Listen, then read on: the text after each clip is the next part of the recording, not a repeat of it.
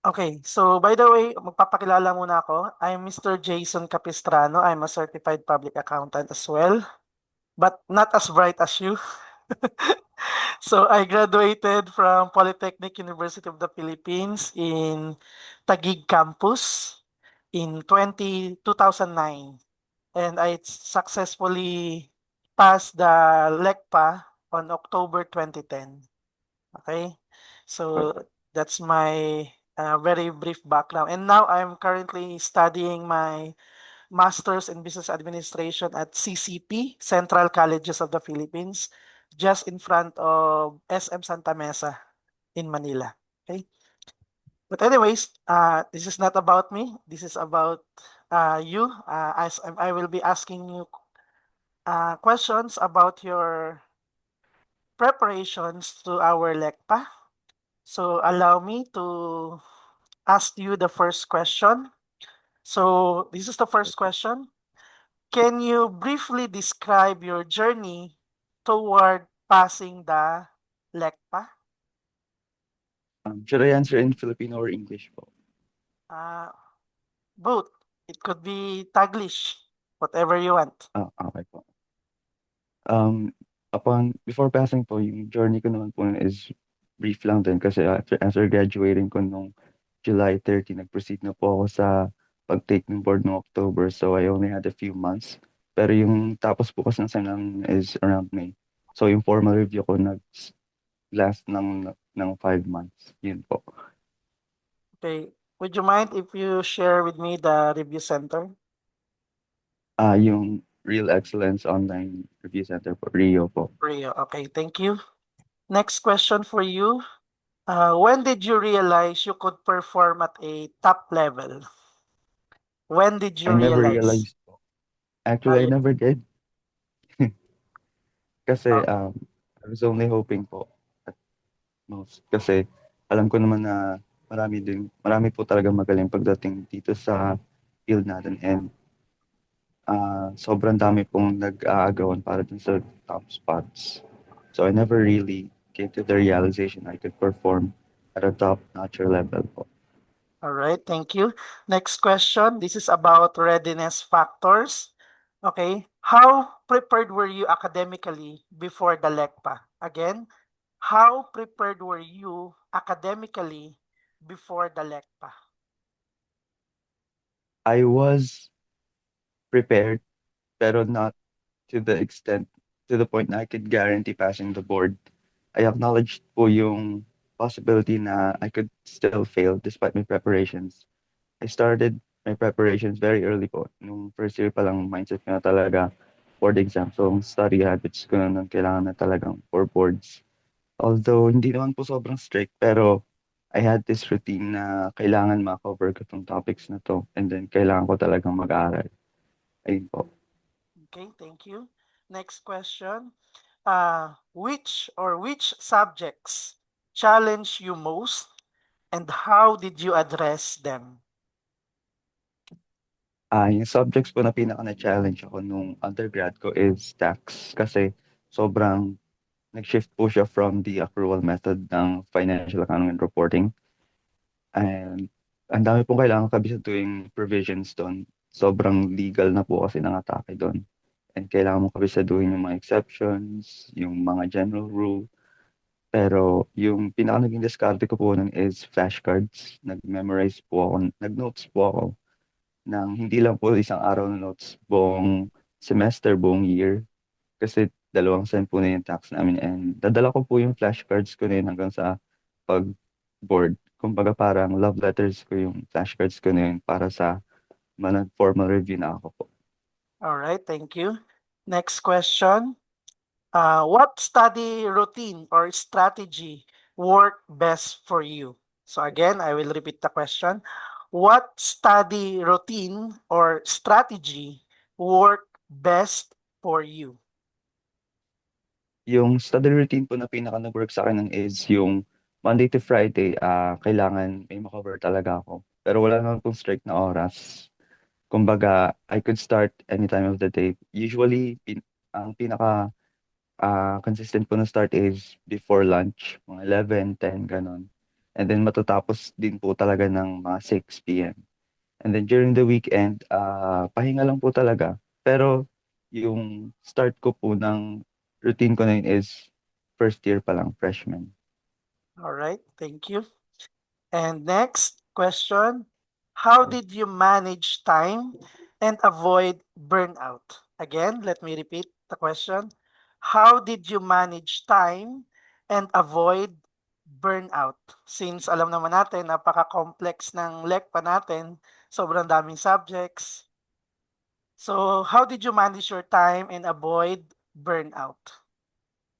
I manage my time po by by setting boundaries with my studies. Alam ko naman po na kahit may drive ako sa araw na yun na mag-aral, talaga na mag-aral, at some point kailangan ko rin talagang ibabain and mag-relax kasi hindi po sapat na drive lang yung meron ka or yung passion mo sa pag-aaral. Kailangan may pahinga ka rin kasi with rest, you can take a look at the lessons from a fresher perspective. And then I avoided burnout by taking time po to rest. Minsan kapag sobrang napapagod na po ako, hindi po dahil sa ah, coverage ng topics, kundi dahil po sa ibang ganap pa sa buhay. Nagpapahinga din po talaga ako mga 3 days, ganun, until I feel better po to study again. Okay, thank you. Next question. This is about psychological readiness. About psychological readiness. So the question would be, how did you handle pressure and exam anxiety? Let me repeat the question. How did you handle pressure and exam anxiety? I handled pressure po by acknowledging the fact na papalpak na lang po talaga ako. Worst case, papalpak na lang ako. And it's not the worst thing that could happen to me. I acknowledged po yung mga pagkukulang ko. I mean, kung mapapressure po kasi ako na magpaka-perfectionist or matingin yung performance na gusto ko, mas maubos po talaga ako. I acknowledge lang po na the worst thing that could happen to me is fail this exam and I could just retake it again. Yun All po. right, thank you. Next question. Uh, what mindset help you achieve a top ranking? Again, what mindset help you achieve a top ranking? For me po, it was humility. Mhm. Kasi without humility po, magiging arrogant ka sa mga alam mo na. And yung contributions from other reviewees, from fellow reviewees na shit, may alam sila na hindi ko alam. So, kailangan ko rin yun ma-pick up. Kung magpapakababa po ako para matutunan yung mga lessons sa kanila, mas madali ko pong ma-pick up yung lesson kasi interpreted na po yun in a way na maintindihan ng undergrad reviewee gaya ko po. Okay, thank you. Next question is about support system. Next question is about support system. So the question would be, how important was your family, peers, or mentors in your success? Let me repeat. How important was your family, peers, or mentors in your success? They were very crucial po in my success. So without them, I think the journey would have been very lonely. Even if andun yung passion ko, andun yung drive ko. If so, kahit pa sobrang gustong-gusto ko po yung accountancy, I think sobrang lonely po ng journey ko nun kung wala sila. Especially yung sa family ko. Kasi after the long day of studying, I go back to my family and realize na I'm doing this for them. Yan po. Okay, thank you. Next topic is about institutional support or the school support or university support. So the question would be, how did, I believe, Rizal Technological University, RTU, right? So how did Opo, yan. RTU, Rizal Technological University, prepare you for the LECPA? I think the university helped me, prepared me for the LECPA by supporting me throughout my journey and being siguro compared to other universities pretty lenient po pagdating sa retention policy nila. Kasi honestly po, if hindi ko po na naranasan yung retention policy na naranasan ko nung undergrad ako, na matatanggal po talaga ako kasi meron po akong grades na mas mababa po sa DOS ng undergrad. And kung itutuloy po kung magpapolicy po sila na no grades below DOS, ayun po, hindi po ako makaka-graduate ng accountancy and hindi po makakapag-take ng board. Okay, thank you. And then next, uh, which school practices were most helpful? Let me repeat the question. Which school practices were most helpful? Yung sa akin po is yung annual comprehensive exam namin. May natatanggal po sa amin until mag third year ka, until mag-take ka ng for third year. Pero after po ng comprehensive exams na lang, so parang ano na lang siya, for formality. Pero at least nagtitake ka pa rin to assess yung nalalaman mo every year. And then meron din pong events sa school namin na uh, ini-inform po kami kung ano yung pwede naming gawin after mag-graduate, kung magte-take po kami. Parang guidance po siya kung mag-take pa kami ngayon or mag-take pa kami or i-defer pa po namin. Yun po. Okay. Let me have a follow-up question lang. You mentioned about annual comprehensive exam. Is it Yes a po. one-day exam and how many items? Depende po sa year level mo. Kung incoming second year ka, usually 2 days lang siya. And then ang covered nun is CFAS and then basic accounting and then partnership accounting. For incoming third year naman, covered nun yung intax, intermediate accounting 1 and 2, tapos yung oblicon, tapos yung partnership and corporation na law, and then yung strategic cost management and cost accounting. Usually 2 days din po yan. For incoming fourth year and fifth year naman po, nagtitake na po sila ng SIPALE aligned subjects. Kumbaga, nandun na po yung FAR, audit, theory, tax, and then yung MS. And then usually 3 days po yung tinatagal nun. Um, Kumbaga formal din po. Yung items naman po is naka-align din po sa LECPA, 70-70 and then 100 po sa RFPT. Pero for incoming second year and third year, same items din po pero mas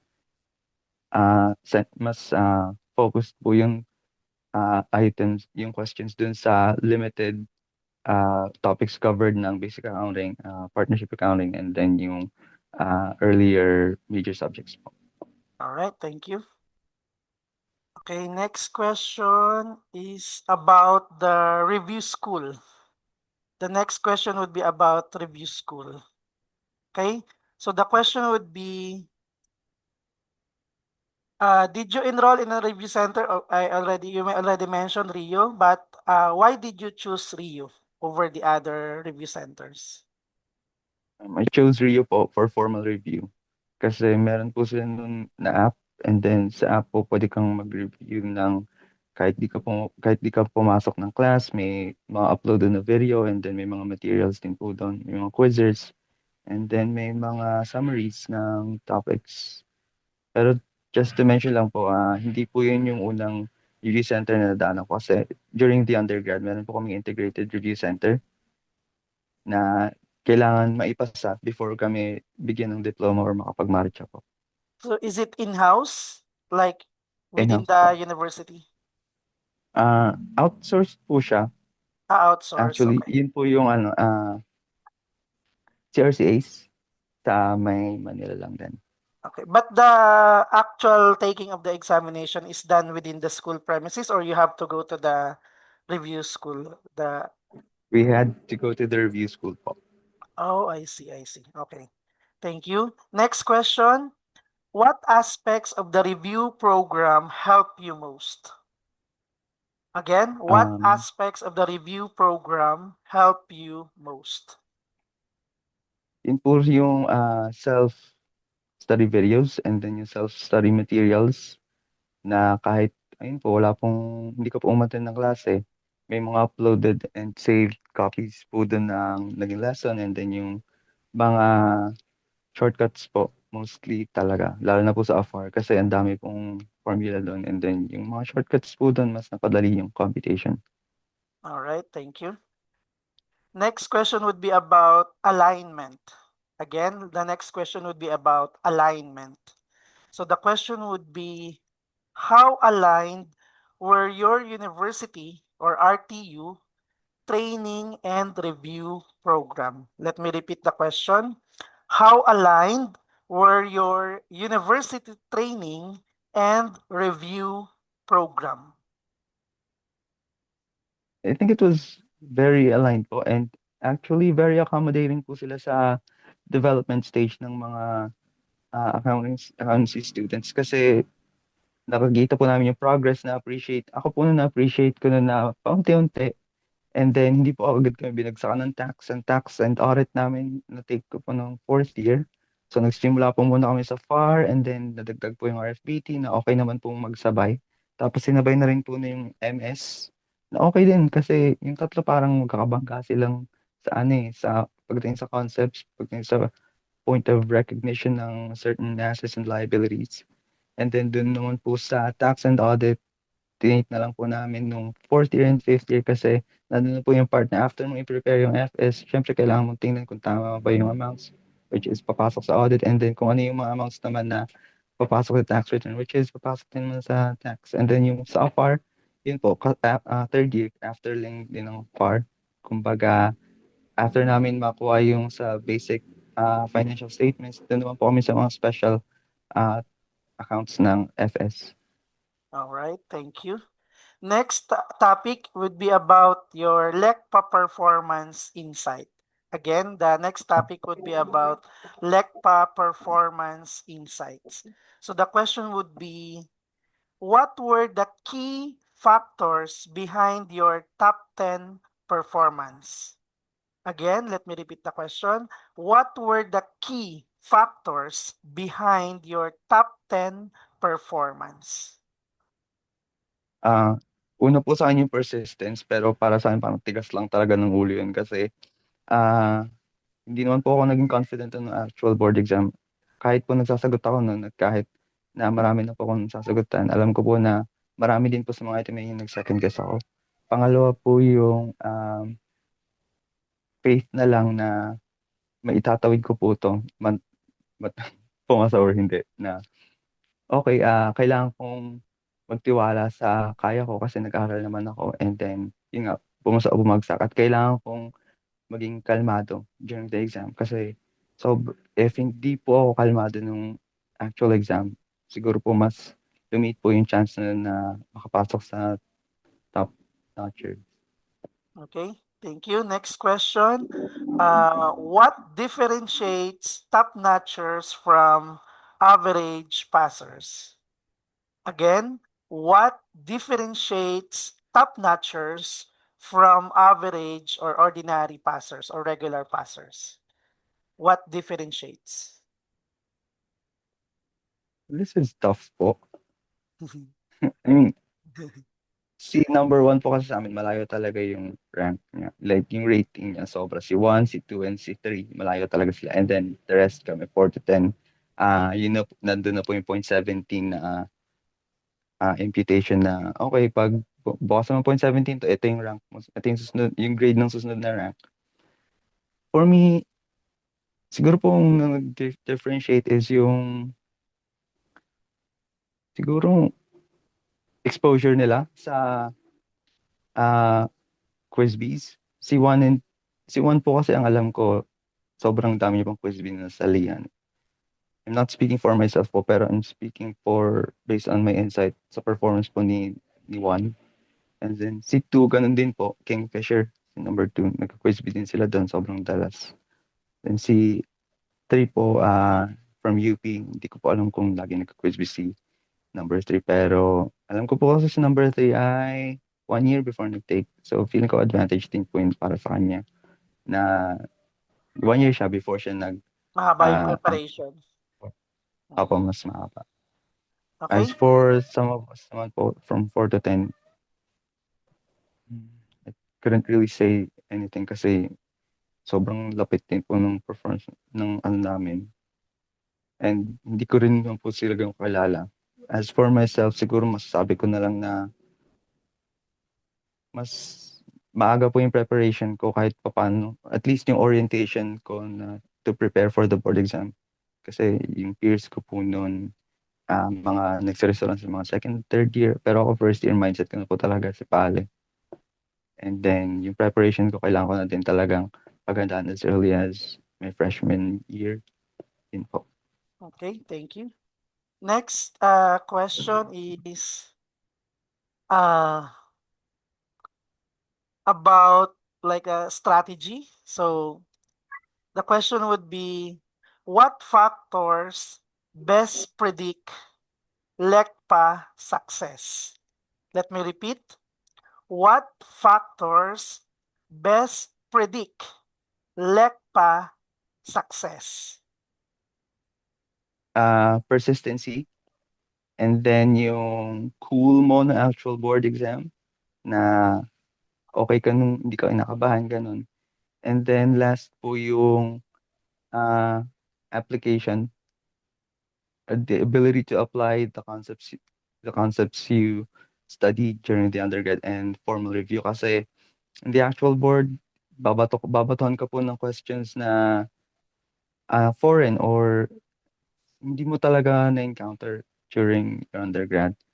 And then, dun mo matetest if nagkabisa ka ba or natuto ka. And mas okay if natuto ka kaysa nagkabisa ka lang nung undergrad and formal review. All right, thank you. Okay. Next question would be, how can schools improve board exam performance? Let me repeat. I think they can How can schools improve board exam performance? I think they can improve board exam performance po by being more lenient when it comes to students who are taking up accountancy kasi sobrang stricto po talaga nila eh. I mean, in the long run, siguro nga mas mag-yield yun ng higher passing results pero in terms of numbers of passers, I don't think it would sustain the accounting industry, especially po pagdating sa public practice kasi sobrang kulang na kulang ng tao po pagdating sa public practice. I think schools should focus more on the number of passers than they produce than the rates of passers they produce. Yun po. Numbers over percentage. All right, thank you. Next question is about sustainability, from the perspective of sustainability. So the question would be, how does LECPA performance affect a school's reputation and enrollment? Let me repeat. How does LECPA performance affect a school's reputation and enrollment? Like the school's performance po when it comes to the LECPA. Yes. How does it affect the Um, school's reputation and enrollment? I think it affects uh, the reputation in a way na I think they would be more attractive if they yield, if they produce higher results for the board or at least pass the national passing average ng LECPA.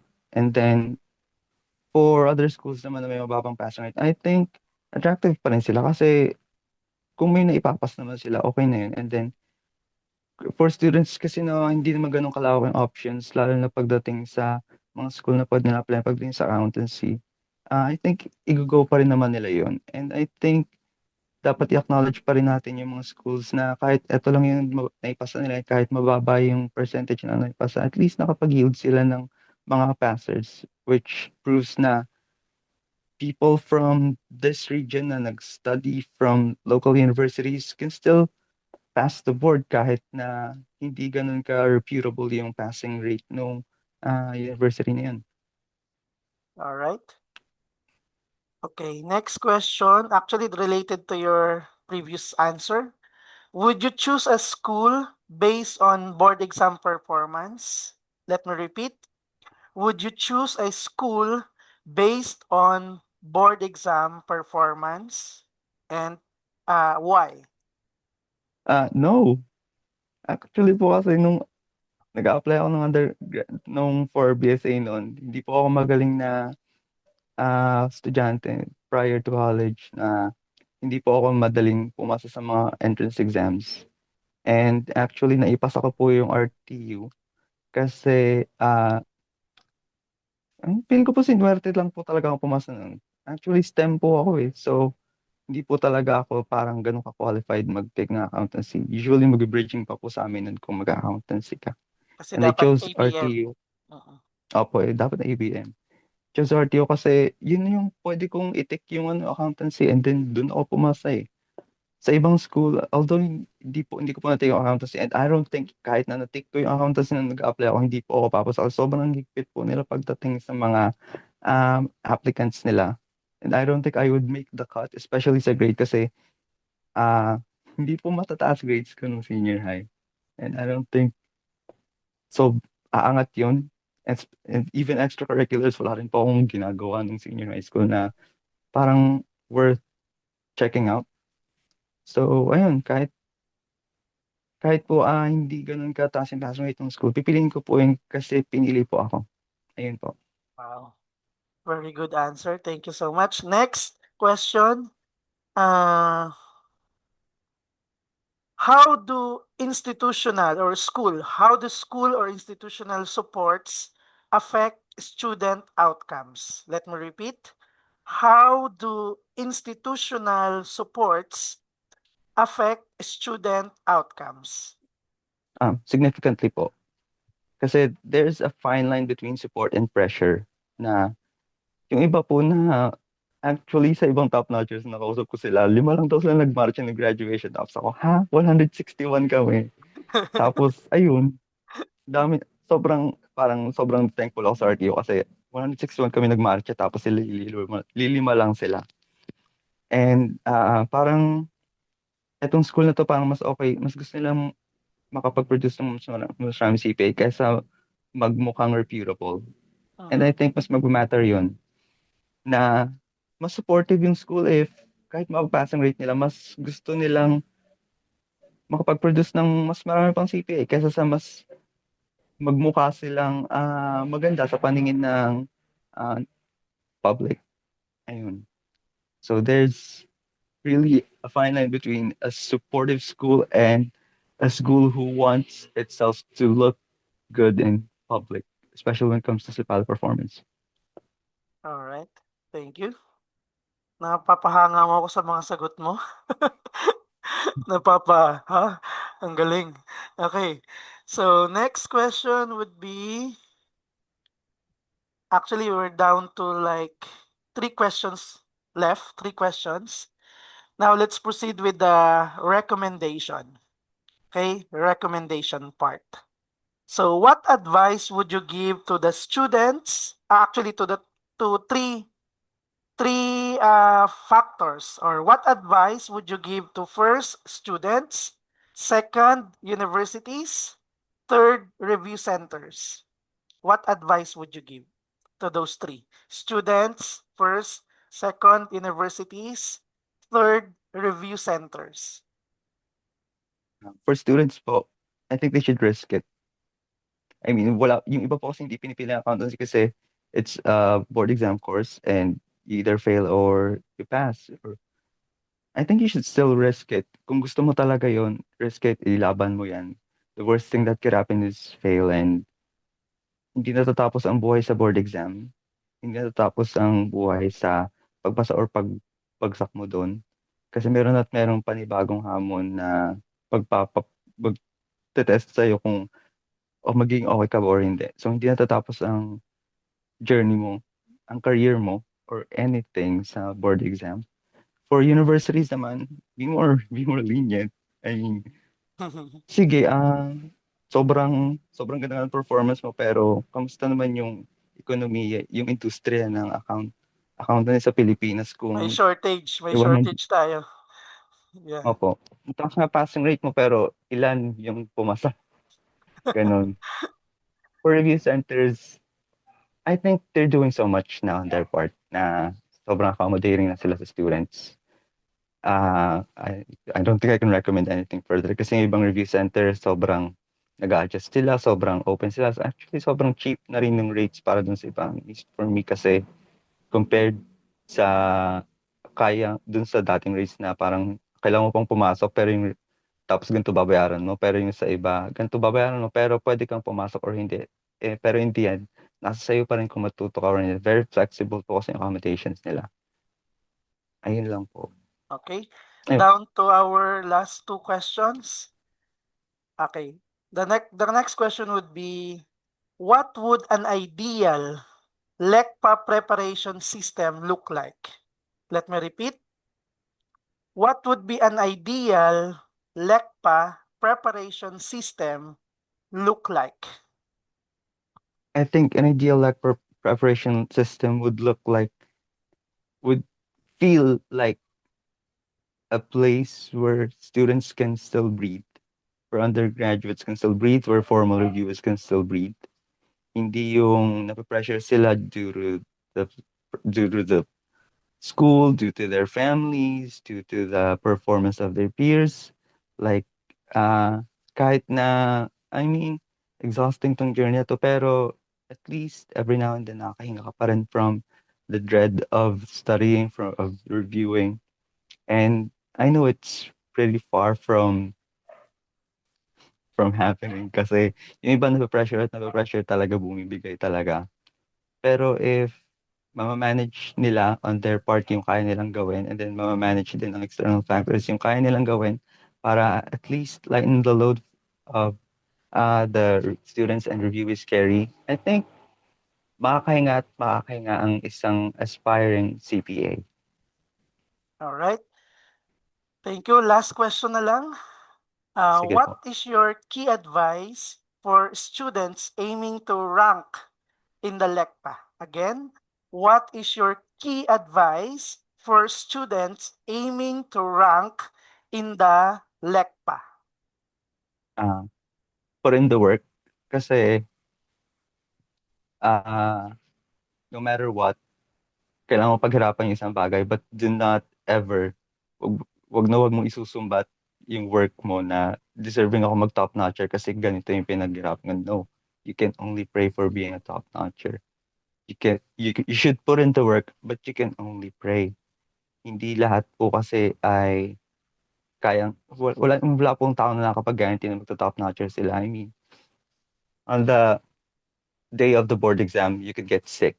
Kahit ikaw yung pinakamatalinong review yung mag-take ng araw, you could get sick on that day. So you could only actually pray and hope na you actually make it. Yun po. Okay, thank you so much for your time, Sir Grant Martin Fadriquela. Okay, can we have a screenshot, like a photo Okay po. documentation? Okay, Okay po. sige. Smile ka. 1, 2, 3. Smile. Okay, thank you so much, Grant, no? Thank So, you po. I hope to see you, siguro after ng defense ko, bisitahin talaga kita, hanapin kita. Kasi I owe you big time, no? Actually, I'm really not expecting na magre-reply ka, to be honest with you. Kaya medyo nagulat ako. Okay, thank you so much, Grant. Thank you so Thank you much. po. I appreciate your time and effort for sharing your insights and your experience from your CPA journey. Okay? Thank you so much and good night. Pasensya na sa abala. Thank Bye-bye. you po. Good night Bye-bye. po. Bye-bye. Good night. See you around po.